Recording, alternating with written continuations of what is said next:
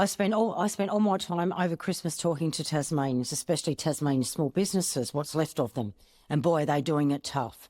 When Senator Pocock and I voted for the second tranche of closing loopholes legislation, the government agreed, among other things, to review the sustainability of the Fair Work Act small business definition.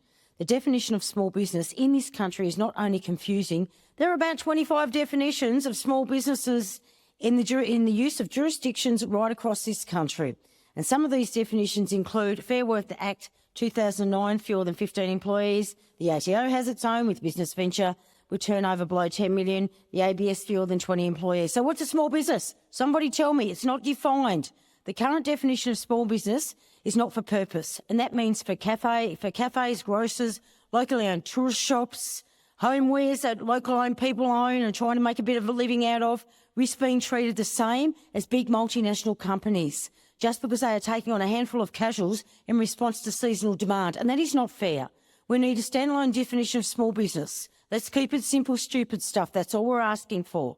And while we're at it, we need to raise the definition of a small business to one with fewer than 25 employees, not 15. 15, that is so outdated. You know, it's just so outdated.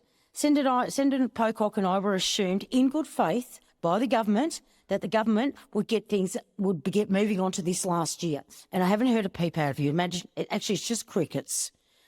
But there is another broken promise. The government has delayed its promise to review the definition of small business until after the next election. I'm presuming this is to avoid a sticky conversation with the unions because you're waiting on their donations. And by the way, back to our promises to the crossbench, when more and more Australians are voting for independents and micros, isn't very smart. So can you please get this small business done? You seem to have electoral form rather than helping small business. That's where you're at today. Thank you very much, Senator.